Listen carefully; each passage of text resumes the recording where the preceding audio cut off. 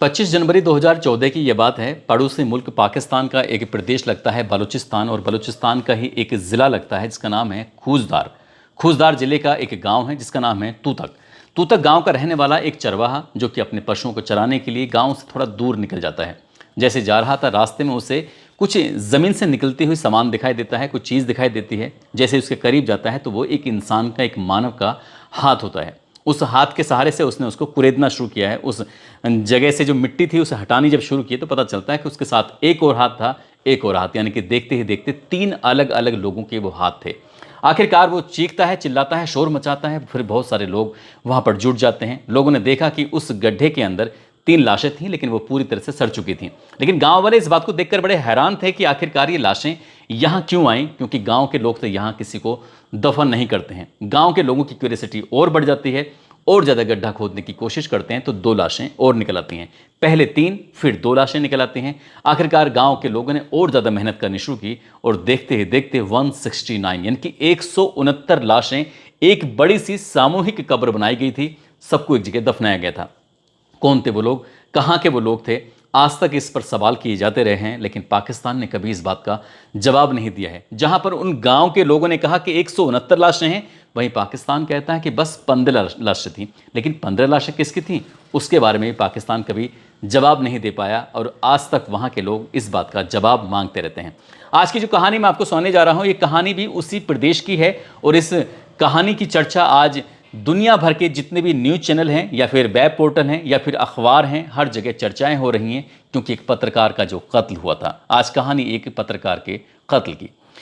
आदाब, नमस्कार, सत श्री अकाल। मैं उस्मान सैफी। आज की जो सच्ची घटना मैं आपको सुनाने जा रहा हूँ, ये सच्ची घटना है पड़ोसी मुल्क पाकिस्तान की। पाकिस्तान का एक प्रांत है, एक प्रदेश है जिसका नाम है बलूचिस्तान, और उसी का एक ज़िला लगता है बलूचिस्तान का अवारन। अवारन ज़िले की तहसील है जिसका नाम मिश्की है। और बात कर रहा हूँ 24 मई 2025 की सुबह लगभग 3 बजे के आसपास का वक्त हो रहा था। अभी अंधेरा था, लोग जगे भी नहीं थे, और तभी बंदूकधारी कुछ लोग आते हैं। एक घर का दरवाज़ा बार बार बजाया जा रहा था, खटकाया जा रहा था, आहट किया जा रहा था। जैसे उन बंदूक वालों ने कहा कि दरवाज़ा खोलिए, कुछ देर तक तो लोग सहम जाते हैं, डर जाते हैं। पूरे उस मोहल्ले में, पूरे उस जगह में सबको पता चल जाता है कि आज कुछ बड़ा, कुछ भयानक होने वाला है, क्योंकि जब भी किसी के दरवाजे इस तरह से खटखटाए जाते हैं तब कुछ ना कुछ भयानक होता है। आखिरकार जब लगातार प्रेशर बनाया जाता है तो दरवाज़ा खुल जाता है। जब दरवाज़ा खुलता है तो आवाज़ लगती है कि पत्रकार साहब कहाँ हैं, यानी कि अब्दुल लतीफ़ बलोच कहाँ पर है। जब इसके बारे में पूछा जाता है तो कहते हैं कि वो तो सो रहे हैं। सोते हुए बात आती है तो कहते हैं कि जाकर जगा दीजिए। बीबी ने दरवाज़ा खोला था, 2 बच्चियाँ थीं, यानी कि बेटियाँ, वो भी जाग जाती हैं। एक बेटा है, वो भी जाग जाता है। घर वाले सब सहमे हुए थे, डरे हुए थे, समझ नहीं पा रहे थे कि आखिरकार अब क्या होने वाला है। जब ज़्यादा ही दबाव बनाया जाता है, बच्चों को निशाने पर लिया जाता है, तो आखिरकार पत्रकार के घर वालों ने बताया कि वो फला जगह कमरे में है। पत्रकार वहाँ से जाकर निकल आता है, क्योंकि उसे भी लगने लगता है कि अगर वो बाहर नहीं निकलेगा तो शायद अब बच्चों पर या उसकी बीवी पर बड़ी आफत आ जाएगी। आखिरकार उस पत्रकार से कहा जाता है कि चलो हम तुम्हें लेने के लिए आए हैं। पत्रकार ने कहा कि अब बस बहुत हो चुका है, अब वो जाना नहीं चाहता है, अब वो थक चुका है। जैसी बात थकने की आती है, उन्होंने कहा कि तुम्हें चलना तो हर हाल में ही पड़ेगा। बंदूकधारी थे, सामने बंदूक का निशाना था और वो पत्रकार, लेकिन उसकी हिम्मत नहीं टूट रही थी। उसने सीना तानते हुए कहा कि अगर आप चाहते हैं मुझे लेके जाना तो मैं तो नहीं जाना चाहता। अगर आप चाहें तो कुछ भी कर सकते हैं, भले चाहें गोली क्यों ना मार दो। जब बात गोली की आती है तो वो कहते हैं कि देख लो, हम तुम्हें मार भी देंगे अगर तुम हमारे साथ नहीं चलोगे। आखिरकार गोली चल जाती है। पहली गोली उसके सीने में मारी जाती है, दूसरी गोली उसके सर में मार दी जाती है। पत्रकार की मौके पर ही मौत हो जाती है। और जो उसकी बेटियां हैं दोनों, उसका बेटा है, उसकी पत्नी है, वो रो रो कर उनका बुरा हाल हो जाता है। इन गोलियों की आवाज़ें आसपास के घरों के लोगों ने भी सुनी थी, लेकिन किसी की हिम्मत नहीं हो रही थी कि जाकर झांक कर देख लें, क्योंकि ये पहला सीन नहीं था। इस तरह के बहुत सारे सीन पहले भी हो चुके थे उस इलाके में, उस आसपास के जनपदों में, आसपास के गाँव में, आसपास के तहसीलों में। इसलिए सबने सोचा कि शायद अगर कोई हिम्मत जुटाने की कोशिश करेगा तो इन बंदूकों का निशाना हो सकता है दूसरा ही बन जाए। क्योंकि जब हमने इसके बारे में और जानने की कोशिश की तो पता चलता है कि पिछले कुछ वर्षों के अंदर लगभग 40 पत्रकारों की इसी तरह से हत्या कर दी गई थी। आखिरकार पहले भी हत्या होती रही हैं, लेकिन जब इसके बारे में और थोड़ी जानकारी जुटाने की कोशिश की तो ये पता चलता है कि इस पत्रकार का नाम है अब्दुल लतीफ़, जो कि दैनिक इंतकाफ नाम का एक अखबार है उसके लिए वो काम करते हैं, उसके ब्यूरो प्रमुख होते हैं। साथ ही ARY न्यूज़ और आज टीवी सहित कई ऐसे पाकिस्तान के राष्ट्रीय चैनल हैं जिनके लिए फ्रीलांस जर्नलिस्ट के रूप में काम कर रहे थे। लेकिन इस इंसान का जब ज़िंदगी का चिराग बुझ जाता है तब ये अखबारों में खबर बहुत तेज़ी के साथ फैलनी शुरू हो जाती है।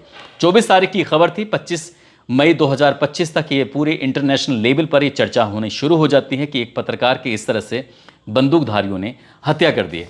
इंडियन मीडिया ने बिल्कुल छापने में कोई गुरेज नहीं किया। उसने बताया कि जो बंदूकधारी थे कहीं ना कहीं पाकिस्तान का समर्थन उनको है, पाकिस्तान इस तरह से करता भी है।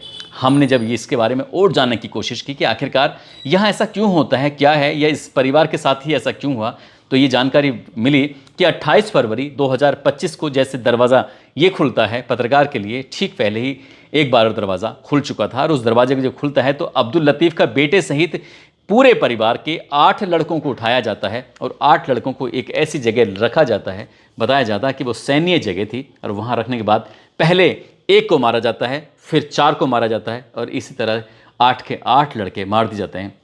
उनकी लाशों को उठाकर फेंक दिया जाता है। घर परिवार के लोगों को सिर्फ लाशें मिली थी, गए घर से जिंदा थे, लेकिन जब उनकी लाशें मिल जाती हैं कोई कहने की कुछ विरोध करने की स्थिति में होता नहीं है। हालांकि सबसे हैरान करने वाली बात यह है कि इतनी बड़ी वारदात होने के बावजूद भी अगर आप वहाँ के उस मुल्क के पन्नों को, किसी भी अखबार के पन्नों के, किसी वेबसाइट के पन्नों को पलटने की कोशिश करेंगे तो आपको किसी के भी नाम नहीं मिलेंगे। नाम मिलता है तो सिर्फ एक लड़के का मिलता है जिसका नाम सैफ बलूच होता है, जो कि पत्रकार है अब्दुल लतीफ़ उसका बेटा होता है। आखिरकार ये वजह क्या है, क्यों, तो हमने इसके बारे में थोड़ी और तस्दीक करने की कोशिश की, जानने की कोशिश की, तो पता चलता है कि पाकिस्तान के अंदर 4 राज्य हैं, 4 प्रांत हैं, और 4 प्रांतों में पहले नंबर पर पंजाब है, दूसरा सिंध है, तीसरा बलूचिस्तान है, और चौथा वहाँ का जो प्रांत है, प्रदेश है, जिसका स्टेट है, जिसका नाम है खैबर पख्तूनख्वा। दरअसल बात कर रहे हैं बलूचिस्तान की, और बलूचिस्तान के बारे में अगर हमने और जानने की कोशिश की तो 1944 में अंग्रेज़ों ने इसे अलग मुल्क घोषित करने की एक मांग अपने दिमाग में एक इमेज बनाई थी कि जब भारत को अलग किया जाएगा, यानी कि आज़ाद किया जाएगा, तो फिर ये बलूचिस्तान को इस भी अलग मुल्क का दर्जा दे दिया जाएगा। लेकिन साल 1947 में जब भारत आज़ाद होता है तो भारत के 2 टुकड़े कर दिए जाते हैं। एक टुकड़े का नाम रखा जाता है भारत और दूसरे टुकड़े का नाम रखा जाता है पाकिस्तान। जब पाकिस्तान आज़ाद होता है अंग्रेज़ों के उस चंगुल से, भारत आज़ाद होता है, तो बलूचिस्तान जो हिस्से में जाता है वो पाकिस्तान के हिस्से में चला जाता है। लेकिन बलूचिस्तान के जो बाशिंदे होते हैं, रहने वाले होते हैं, वो कभी नहीं चाहते थे कि वो पाकिस्तान का हिस्सा बने या पाकिस्तान के साथ रहें, क्योंकि उनके पास अपना एक जो बलूचिस्तान है उसका बड़ा भूभाग है, जिसके लगभग 40% ये सिर्फ अकेले एक राज्य के हिस्से में आता है, और बाकी के जो 60% होता है वो पंजाब, सिंध और खैबर पख्तूनख्वा के हिस्से में आता है। ये बलूचिस्तान के लोगों ने पहले से ही मांग करना शुरू कर दिया था कि हमें अलग मुल्क चाहिए, हम आज़ाद होना चाहते हैं, लेकिन पाकिस्तान ने उसे कभी आज़ाद होने का मौका ही नहीं दिया, क्योंकि यहाँ पर प्राकृतिक संसाधन हैं और यहाँ पर खनिज हैं, तेल हैं, बहुत प्राकृतिक संसाधनों के साथ साथ यहाँ राजनीतिक महत्व के लिए भी ये बहुत ज़्यादा इंपॉर्टेंट है, बहुत ज़रूरी है। इसलिए पाकिस्तान ने सोचा कि अगर ये अलग हो गया तो शायद उसकी ताकत है वो पूरी तरह से ख़त्म हो जाएगी। इसलिए वहाँ के लोग हमेशा मांग करते रहें, डिमांड करते रहें कि उन्हें अलग कर दिया जाए, उन्हें आज़ाद कर दिया जाए।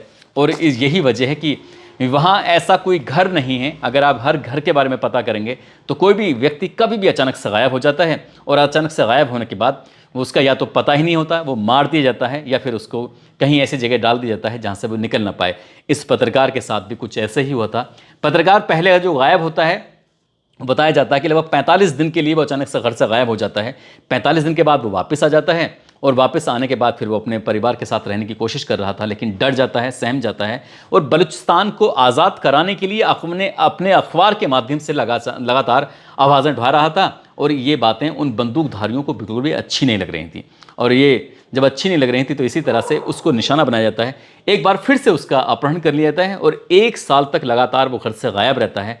1 साल तक उसने कितनी यातनाएं झेली होंगी, 1 साल तक उसके परिवार के लोगों ने कितनी परेशानियां झेली होंगी, सहज ही अंदाज़ा लगाया जा सकता है। और 1 साल के बाद जब वह वापस आता है तो उसके बाद रहना शुरू कर देता है, और फिर से उसे वही लोग उठाने के लिए आते हैं। तो वो कहता है कि अब की बार नहीं जाऊँगा, चाहे कुछ भी हो जाए।